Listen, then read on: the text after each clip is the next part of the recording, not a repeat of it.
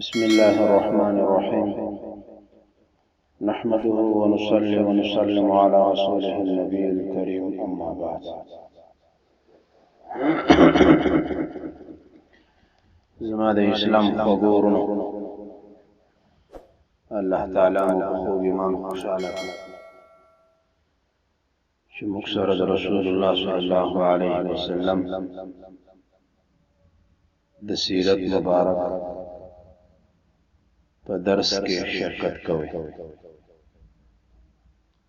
تر ټولو د مخه الله جل مجهود دې زموږ استاد ټول لپاره په ورځ د آخرت کې د نجات کشته وګرځي. خوګورونو رسول الله صلی الله علیه وسلم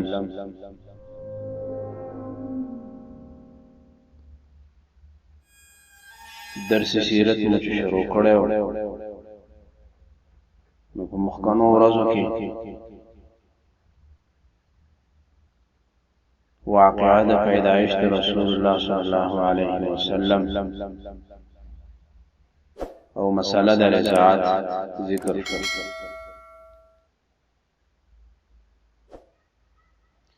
کله چې حلیمه رضی الله تعالی عنها د 2 کالو شودو ورکولو نه پس رسول الله صلی الله علیه وسلم خپل مور ته راوستلو مکې مکرمې ته. مخکې تیر شوي وو چې هغې نه غوښتل چې کور یې د برکت ځینې خالي شي.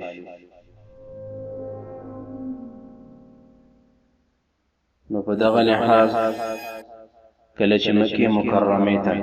راغله د رسول صلی الله علیه وسلم مور مبارک ته وایي چې دا ماشوم که ما سره بیا بیرته ولېږي نو دا به ورته ډېره ښه وي، ځکه احتمال شته ده چې په مکه باندې وبا او امراض راشي، نو دې که هلته وي نو د دغه وبا او امراضو نه محفوظ پاتې شي. مور یې ورسره دا خبره ومنله. حلیمه رضی الله تعالی عنها دا ماشوم بچی چې د 2 کالو په عمر باندې ډېر په خوشحالۍ سره د برکاتو خزانه یې کور ته بېرته راوړه. زندگی روانه د قشان به رسول الله صلی الله علیه وسلم د کلو ماشومانو سره یو ځای بهر وتلو. هغوی به چې ګړي او بیزې سره ولې دوی به هم ورسره هماغلته ګرځېدل. یو ورځ ماشوم بچی د کلي نورو ماشومانو سره بیرون وتلی، هلته لوبې کوي، مستي کوي. حضرت انس رضی الله تعالی عنہ حدیث نقل کړی دی د شق الصدر مبارک دی حدیث، چې د لوبو کولو په وخت کې جبرئیل علیه السلام راغی او دا ماشوم بچی د ماشومانو د مین نه راونیو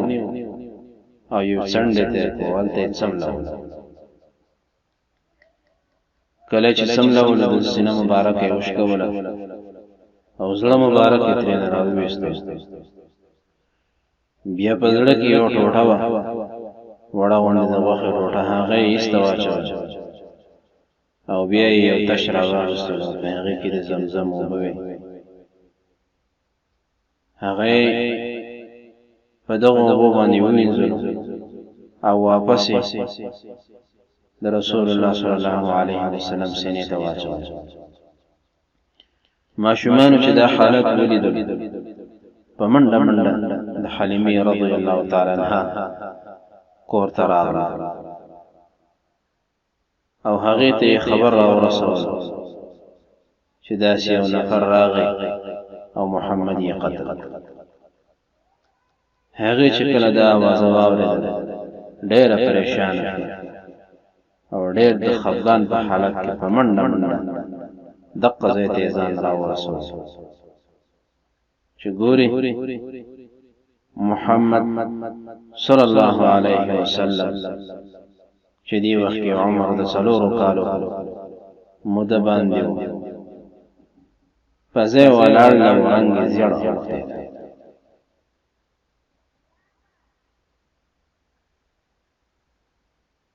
کله چې حلیمه رضی الله تعالی عنها د غزین رسول الله صلی الله علیه وسلم خپل کور ته راوستل نو په زړه کې ورته خطر محسوسه شو چې دا ماشوم بچی ساتل او د حفاظت کول مونږ ته نور ګران شو د دې ذمہواری نور نشو قبولول په دغه وجه باندې رسول الله صلی الله علیه وسلم چې 2 کاله په نورم تیر شو د رضاعت په موده باندې بیرته راوستل مکه مکرمه ته خپل مور ته خوشی کړو مور ژوندۍ د پلار نشته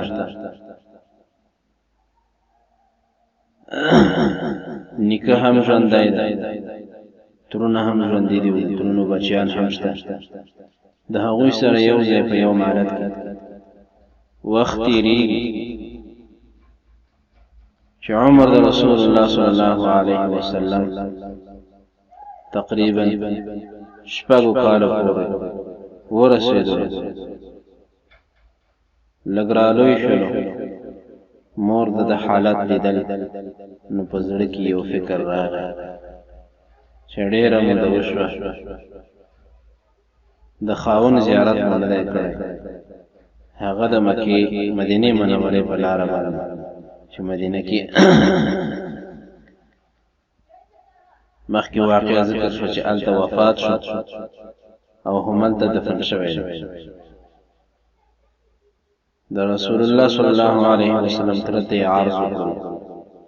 کستا سو خوخوي او تاسو رائے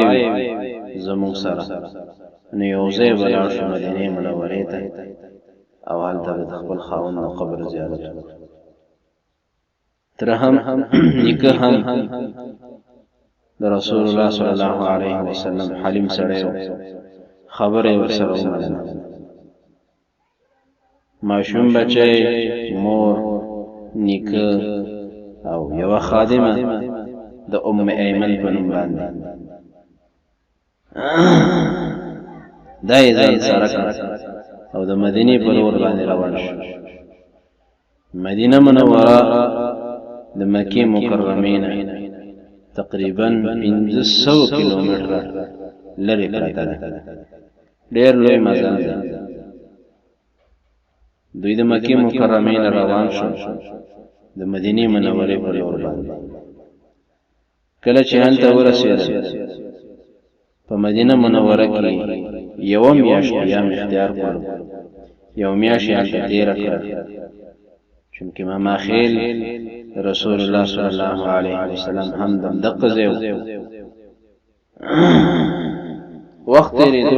کله چې میاشت پوره شو د واپسې اراده وکړه نو دراتلو په ابتدا کې مور هم مریض شو ابتدایي مزل شروع کړو ته مرض هم وخت په وخت باندې زیاتېدل مدینه منورې نشي بیرون راوځي د مکه مکرمه په لار باندې یو ځای ده د ابواب په نوم باندې دلته چې راورسېد مرض خپل زور انتها ته ورسو او حتی چې مور هم د دنیا نه رخصت شو دغه ابواب مقام کې رسول الله صلی الله علیه وسلم مور هم وفات شو او بیا نیکه عبدالمطلب په هم دغه ځای باندې د دفن کړ د الفاظ او د واقعې په خپل باندې بیانول ډېر آسان ده چې مریض شو او مرض زیات شو راغله او ابواب مقام کې بیا وفات شو خو چې دومره عمر ماشوم وي نیکه وي پلار نه وي ټول امیدونه د ژوندۍ ټول امیدونه د ژوند صرف د مور تر غاړې پورې تړلې او هغه هم په داسې سفري حالت کې له منځه لاړ شي ډېر سخت حالت ډېر سخت بنا بر هر تقدیر رسول الله صلی الله علیه وسلم چې کوچنی ماشوم دې تر اوسه خپل تر نیکه ته حواله شو، نیکه بوډا نیکه خپل نوسې مکه مکرمه په لور باندې د غم نه ډک حالت کې را روان. خو د نیکه خپل یتیم نوسی سره بے حد مینه بے حد محبت ورسره د خپل اولادونو دی زیات اعزاز د توکل، د خپل اولادونو نه د ډېر احترام کول، د خپل اولادونو نه د سره ډېر مینه کول. ابن هشام وایي چې د عبدالمطلب د پاره په خانه کعبه کې د خانه کعبه سوري ته یو فرش وړېدلی و. بچی به هلته ناست چې کله به دی راغی بچی به اوچت شو، هغې به دې فرش باندې تشریف کېښودلو. رسول الله صلی الله علیه وسلم چې په دغه وخت کې عمر کم د کم عمر بچی و، نو د نیکه نه به مخکې هلته کېناسته. کوم ترونه چې و نو هغوی به دی رانیولی و واپس کولی و چې د نیکه ځای خالي. نیکه به ورته ویلې چې نه دا عمل پرېږده، نو دی به یې خپلې مخې ته داسې نیولی و او کله به خپل لاسونه د دې ماشوم نوسي په ملا باندې داسې کش کول او کش کول. وخت تېرېدلو د نیکه د ژوند سوری ډېره لویه سرمایه وه چې کله عمر د رسول الله صلی الله علیه وسلم 8 کالو ته ورسېدو او هر وخت کې لږ لږ د ژوند په حالاتو باندې منډې ترلې، خوشحالي دا شیان یې وپېژندل. د غم یو بل څادر ورباندې هوار چې هغه د نیکه وفات. عمر د 8 کالو په اندازه باندې نیکه ته هم د مرګ اعلان وشو او نیکه یې مرګ ته یعنې لبیک ویلې، هغه دنیا نه هم رخصت شو. خو کله چې وفات کېدلو عبدالمطلب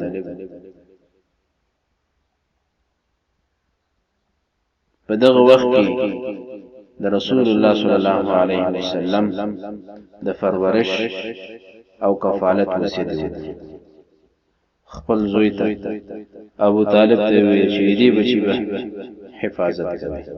دې بچی سره به محبت کوي، دا بچی درنه خراب نشي. بچی د نیکه د سوري نه محروم شو. عمر یې 8 کاله 2 میاشتې او 10 ورځې. بعضو د تاریخ ملګرو او د تاریخ لیکونکو استادانو ذکر کړی. د نیکه د وفات نفس رسول الله صلی الله علیه وسلم شفیق ترته حواله شو.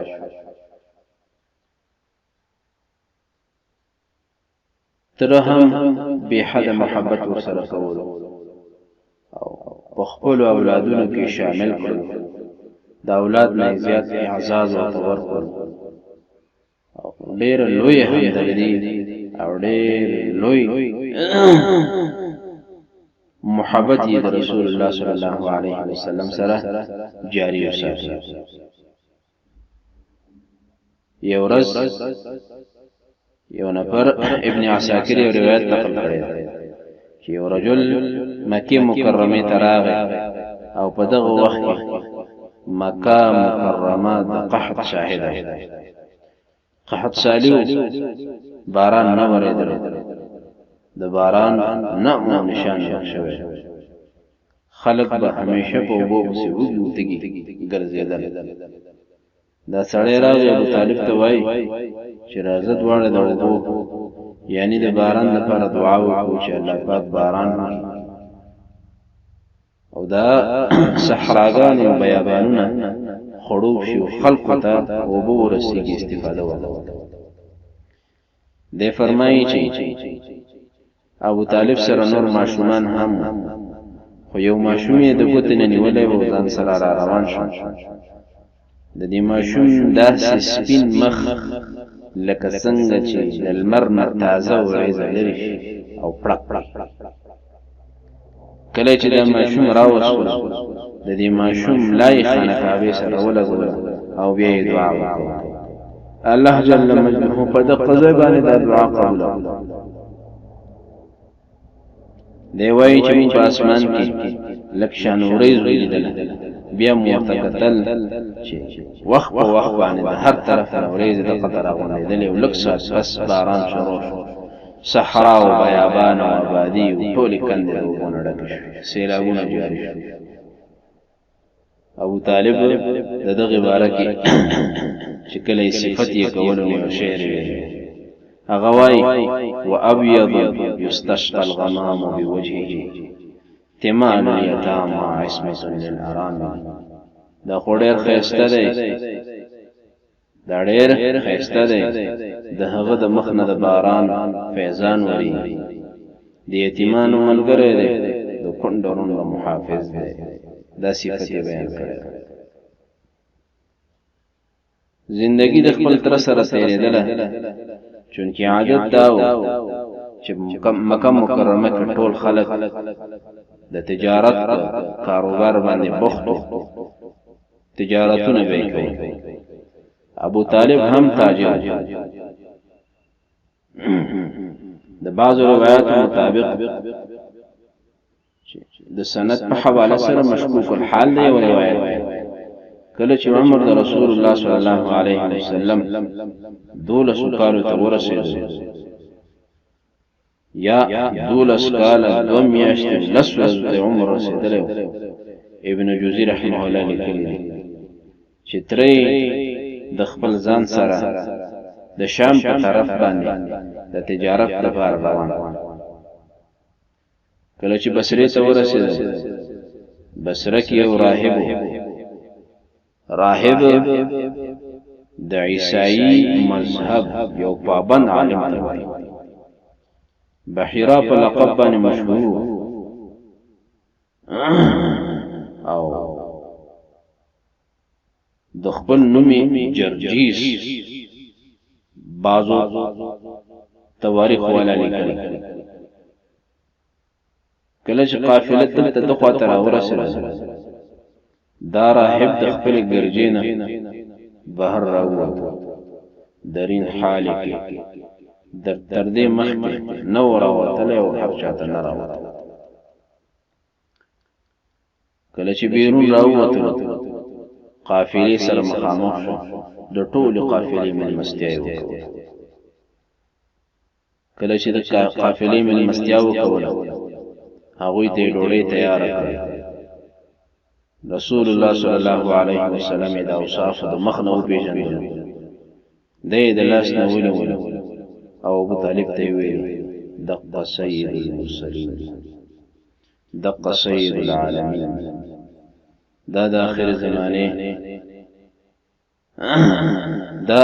رحمتا للعالمین الله جل مجده جوړ کړی دی او د آخر زمانه اخیری پیغمبر. ابو طالب ورته وایي چې تا ته څنګه پته ولګېده، تا ته څنګه معلومه شو چې دی د آخر زمانه پیغمبر دی، دی خو لا وړوکی ماشوم دی. نو هغه ورته وایي چې کله تاسو په دې غونډۍ باندې راوختلئ، دا څومره کاڼي بوټي ونې چې دا ټول په سجده باندې پرېوتل، دا ټول کاڼي بوټي ما ته معلوم شو چې سجده نه کوي مګر داسې وخت کې چې کله نبي راغلی. نو ما ته معلومات وشو، ما ته معلومات شو بنابر هر تقدیر چې دا واقع تر هر حد پورې صحیح ده. خو ابو طالب د 12 کالو په عمر باندې د ځان سره شام ته بوله. اول ته ابو طالب ته بیا راهب حکم وکړ چې دا ځان سره شام ته مو بیا، ځکه په شام کې یهود اوسېږي، حسنه چې د هغوی نه د خطر ورسېږي. ابو طالب د همغه ځای نه د خپل غلامانو سره یو ځای مکې مکرمې ته راولېږه.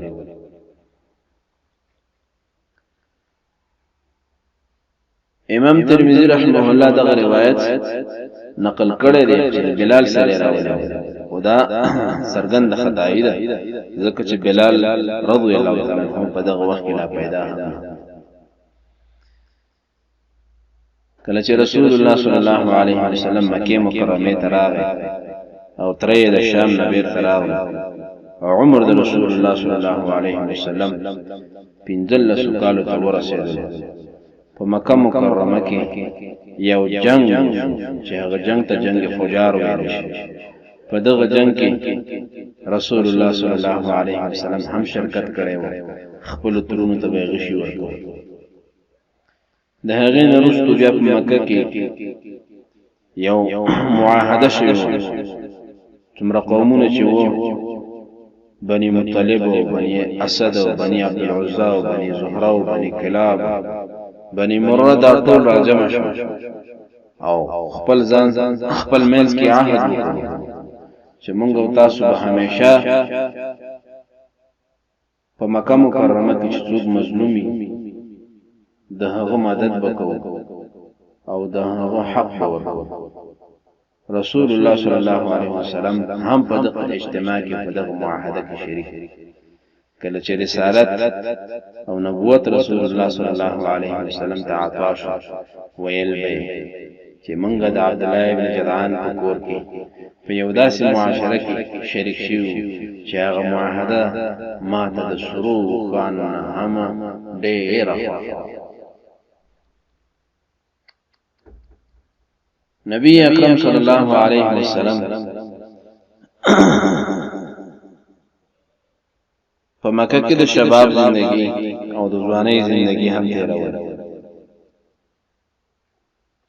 خلق تجارت پیشو رسول الله صلی الله علیه وسلم په دغه زمانه کې د بنو سعد د قبیله ګړي وسره اواز روایتو کې راځي چې د مکی والا ګړي سره او امام بخاری رحمه الله په دغه باندې باب نقل کړی دی باب رعی الغنم علی قرارید خصوص قرات باندې رسول الله صلی الله علیه وسلم ګړي سره قرات دا تقریبا د یو درهم څوار لسمه حصہ د ابن اسحاق روایت ده چې حضرت خدیجه رضی الله تعالی عنها یو معزز او مالدار او تاجر خلق ته خپل مال د تجارت لپاره ورکول او د مزاربت په اصول باندې یو معلومه حصہ د هغه سره قرارداد کړ کله چې رسول الله صلی الله علیه وسلم حالات معلوم شو نو نبی اکرم صلی الله علیه وسلم ته خط ولېږه او پیغام یې ورته واستول چې زما د غلام سره یو ځای راځه د تجارت په کار کې شریک شو شام ته ځه د سره یو ځای تجارت کوه رسول الله صلی الله علیه وسلم دا پیشکش د هغې نه قبول کړ کله چې رسول الله صلی الله علیه وسلم شام ته لاړ او بیرته راغی تجارت یې د امانت نه ډک خدیجه رضی الله تعالی عنها چې دا لوی ګټه او لوی امانت په خپل مال کې وکړل نو هغه ته خپل جوهر په لاس باندې ورغی او د مقصودی اصلي د ژوندۍ مقصد ورته یاد چې هغه نکاح کوي چونکه دا کونډه خزا د مکې ډېر لوی سرداران د نکاح پیغامونه تر لګلی و خو دې د چا پیغام هم نه قبول کړي ټول به تر کله چې رسول الله صلی الله علیه وسلم امانتداري او دیانتداري ولیدل نو دغه حالت په ذهن کې راغی په مکه مکرمه کې او خزوا د نفیسی په نوم باندې دا د منبه لور و هغه ته خپل راز ښکارا کړ هغه خپل تر تخکارا کړل او بیا ترې ابو طالب چې رسول الله صلی الله علیه وسلم تر د تخکارا کړل د دوی ترونو سره دا خبره مخکې بوتله تر دې پورې چې نکاح هم تیار شو خبره جوړه شو نکاح تیار شو د نکاح په وخت بیا د بنو هاشم او بنو مضر مشران ټول شریک شوي کله چې عقد کېدل نبی اکرم صلی الله علیه وسلم په مهر کې حضرت خدیجه رضی الله تعالی عنها ته شل اوخانی چونکه خدیجه رضی الله تعالی عنها کونډه ښځه وه په دې وخت عمر یې تقریبا د 40 کالو او د رسول الله صلی الله علیه وسلم عمر مبارک 25 کال او عقد د نکاح چې کوم دی دا د شام د سفر نه د تجارت د سفر نه 2 میاشتې وروسته بیا وشو رسول الله صلی الله علیه وسلم د خدیجه رضی الله تعالی عنها په ژوند کې د بلی سره نکاح نه او د ابراهیم نه علاوه ټول اولاد د رسول الله صلی الله علیه وسلم د حضرت خدیجه رضی الله تعالی عنها اولین بچی چې رسول الله صلی الله علیه وسلم پیدا شوی هغه د قاسم په نوم باندې دغه وجه نه کنیت هم ځان ته ابو قاسم یې بیا د هغې نه وروسته زینب رضی الله تعالی عنها با یا رقیه رضی الله تعالی عنها او بیا ام کلثوم رضی الله تعالی عنها او بیا فاطمه الزهراء رضی الله تعالی عنها بیا عبد الله چې لقب طیب یا طاهر دی پیدا شوی ماشومان د رسول الله صلی الله علیه وسلم چې کوم هلکان دا ټول په ماشومتوب کې وفات شوي لویان شوي او لورګانې مبارکې د رسول الله صلی الله علیه وسلم دا ټول هم په اسلام باندې مشرفه شوي او هم په هجرت باندې مشرفه شوي او نور لورګانې د رسول الله صلی الله علیه وسلم د وفات مخکې وفات شوي صرف فاطمه رضی الله تعالی عنها چې دا د رسول الله صلی الله علیه وسلم په وفات کې ژوندۍ او د هغوی د وفات نه شپږ میاشتې وروسته بیا دا هم وفات شو کله چې نبی اکرم صلی الله علیه وسلم د خدیجه رضی الله تعالی عنها سره وعده وکړو نکاح وکړو زندگی په مکه کې نور هم فراخه وسیع شو د هغې نه وروسته په مکه مکرمه کې د خانه کعبې د تعمیر دپاره یو په حجر اسود باندې متنازعه یو جنګ راپېښ شوی د قومونو ترمنځ اختلاف راپېښ شوی